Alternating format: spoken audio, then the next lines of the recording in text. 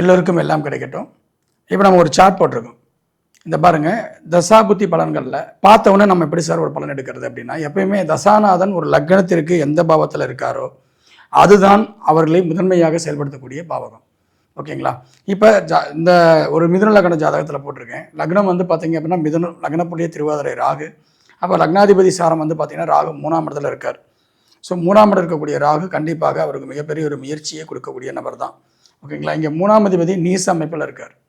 3ஆம் அதிபதி இங்கே ஜாதகத்தில் நீச அமைப்பில் இருக்கார். மிகப்பெரிய முயற்சிக்கு பிறகு தான், போராடி பிறகு தான் வெற்றி பெற முடியும். ஓகேங்களா? இது ஒரு விஷயம். சரி, இப்போ நமக்கு திசாநாதன் யாருன்னா, நமக்கு புதன் தசை நடக்குதுங்க.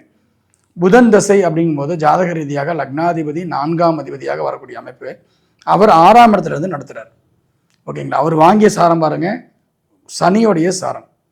சனி அப்படின்ற கிரகம் இங்கே பார்க்கும்போது சனி வந்து 8க்கும் 9 கூடையவர் 10ஆம் இடத்துல உட்காந்துருக்காரு. 10ஆம் இடத்துல உட்காந்துருக்காரு. குருவும் சனியும் பரிவர்த்தனை அமைப்பில் ஓடுது. ஓகேங்களா? இப்போ வந்து பார்த்தீங்க அப்படின்னா, இப்போ பரிவர்த்தனை அமைப்பு செயல்படுமானா இப்போ செயல்படாது. ஏன்னா ஓடுறது வந்து பார்த்தீங்க அப்படின்னா புதன் தசை சூரிய புத்தி தான் ஓடுது. சனி தசையோ குரு தசையோ சனி புத்தியோ குரு புத்தியோ இங்கே வந்து வரல.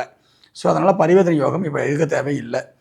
அதுக்கு பதிலாக ஜாதக ரீதியாக பார்க்கும்போது லக்னத்துக்கு 1, 4 கூடையவன் 6ஆம் இடத்துல உட்காந்துருக்காரு. பொதுவாக 6ஆம் இடம் அப்படிங்கிறது வேலைக்கு போகிறது, சர்வீஸ் ஓரியன்டு அப்படின்ற விஷயத்தை எடுப்போம். சனி வந்து பார்த்தீங்க அப்படின்னா மீனத்தில் இருக்கார். சனி பொதுவாக மீனத்தில் இருக்கிறவங்களுக்கு வெளியூர் வெளிநாட்டு யோகம் இயல்பாகவே அமையும். ஏன்னா சாரம் வந்து சனியோடைய சாரம். இந்த லக்னத்துக்கு அஷ்டமாதிபதி சனி. ஓகேங்களா? அஷ்டமாதிபதி சனி, பாக்யாதிபதி சனி, பாக்யஸ்தானத்தில் கேது. ஸோ வெளியூர் வெளிநாட்டு யோகத்தை ஈஸியாக அவங்களுக்கு கொடுத்துரும். ஸோ அவர் வந்து வெளியூர் வெளிநாட்டில் இருக்காரான்ற கேள்விக்கு ஆமாம், அவர் வெளியூர் வெளிநாட்டில் தான் இருக்கார் அப்படின்றது பதில் கரெக்டாக இருந்துச்சு. அதன் பிறகு பார்க்கும்போது அவருக்கு 6ஆம் அதிபதி திசாபுத்தியில் ஓடும்போது வேலைக்காக வெளியூரில் இருக்கீங்க அப்படின்ற ஒரு விஷயம் இருக்கும். அதே போல் சனி சந்திரன் தொடர்பு இங்கே வந்து பார்த்தீங்கன்னா சனி சந்திரன் தொடர்பு இருக்கான்னு பார்க்கும்போது சனி நிற்கிறது வந்து கிட்டத்தட்ட 20 டிகிரியில் இருக்கார். ஓகேங்களா? 20 டிகிரியில் இருக்கார். ரேவதி நட்சத்திரத்தில் இருக்கார். ஸோ லக்னாதிபதி சாரத்தில் சனி இருக்கிறதுனால ஓகேங்களா, அது வந்து பெரிய அந்த சனி சந்திரன் தொடர்பு பெரிய பாதிப்புகள் இல்லை. ஏன்னா இவர் வந்து 0.5ல் இருக்கார். கிட்டத்தட்ட 19 டிகிரி வித்தியாசம் இருக்கிறதுனால இது சனி சந்திரன் தொடர்பு முழுமையாக உங்களுக்கு வேலை செய்யுமானா வேலை செய்யாது அப்படின்ற விஷயங்கள் தான் நம்ம எடுக்கணும். ஓகேங்களா? நாடி பிரகாரமும் அந்த தொடர்பு வராது. அந்த மாதிரி அமைப்பு தான் எடுக்கணும். ஸோ புதன் புத்தி தசா புத்தி, இந்த புதன் தசா உங்களுக்கு எப்படி இருக்கும் அப்படின்னா 1ஆம் இடம் 4ஆம் இடம் ஊரை விட்டு வெளியில் போகணும், வேலைக்கு போகணும். ஓகேங்களா? அந்த தொடர்பு வெளியூர் வெளிநாடாக இருந்தால் ரொம்ப சிறப்பாக இருக்கும். வேலை சம்மந்தப்பட்ட விஷயங்கள் மட்டும்தான் இந்த தொடர்பில் நல்லாயிருக்கும். மற்றபடி எல்லாமே இவருக்கு தாமதமாக தான் இருக்கும். ஏன்னா 7ஆம் இடத்துக்கு இது 12ஆம் இடமாக செயல்படும். 7ஆம் இடத்துக்கு இது 12ஆம் இடமாக செயல்படும். திருமணம் சார்ந்த விரயங்களையும் அது கொடுக்கக்கூடிய அமைப்பில் தான் திசா கொடுக்கும். ஓகேங்களா? இது கான்செப்ட். அதுக்கு அடுத்தது புத்தி, சூரிய புத்தி அவருக்கு என்ன பண்ணி கொடுக்கும்? சூரியன் இந்த லக்னத்துக்கு 3ஆம் அதிபதி. அவர் வந்து ராகுக்கு வீடு கொடுத்துட்டார். ஸோ அவர் சூரியன் இருக்கக்கூடிய வீட்டை தான் செயல்படுத்த போகிறார். சூரியன் இருக்கக்கூடியது 5ஆம் இடம், நீச சூரியனாக இருக்கிறார். அப்போ 5ஆம் இடம் அப்படின்னு பார்க்கும்போது 5ஆம் இடம் நமக்கு எல்லாம் முதல்ல விஷயம் வயசு கணக்கு போடும்போது 28 வயசு. ஓகேங்களா? 29 வயசு. 29 வயசில் நமக்கு என்ன கேள்விகள் வரும் அப்படின்னா 5ஆம் இடம் சம்மந்தப்பட்டது. ஒன்று கல்யாணம் முடிஞ்சால் குழந்தை, இல்லைன்னா காதல். இந்த 2 கேள்வி வரும். ஓகேங்களா? இங்கே ராகுவோடைய பார்வை பெற்ற சூரியன்,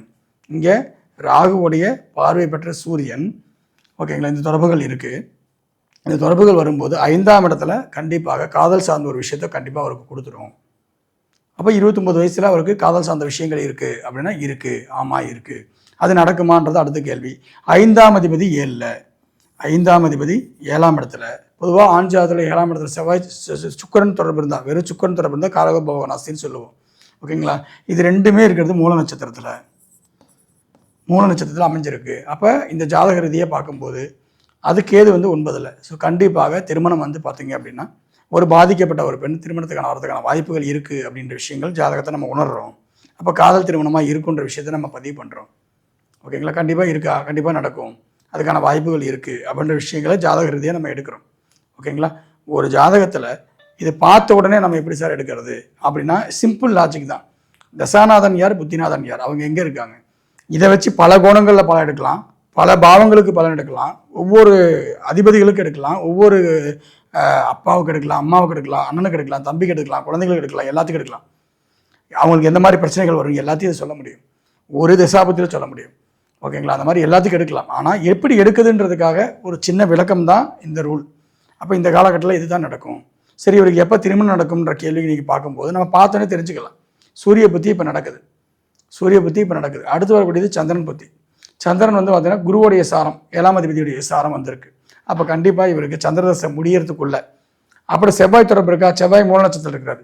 ஸோ சந்திரதோசையில் இவருக்கு வந்து நெருங்கி வர்றதுக்கான வாய்ப்புகள் அதிகம், நெருங்கி வர்றதுக்கான வாய்ப்புகள் அமையும். ஆனால் தொழில் மாற்றம் ஏற்பட்டுச்சு அப்படின்னா செவ்வாய் தசையில் இவருக்கு செவ்வாய் புத்தியில் இவருக்கு அடுத்த திருமணத்துக்கான வாய்ப்புகள் வரும். ஓகேங்களா, இதுதான் விஷயம். ஸோ 2027 இப்போ வந்து குரு நமக்கு அற்புதமான ஒரு தொடர்பில் இருக்கார். குரு இந்த இடத்துல வந்து வக்ர அமைப்பில் வரும்போது இருக்கார்.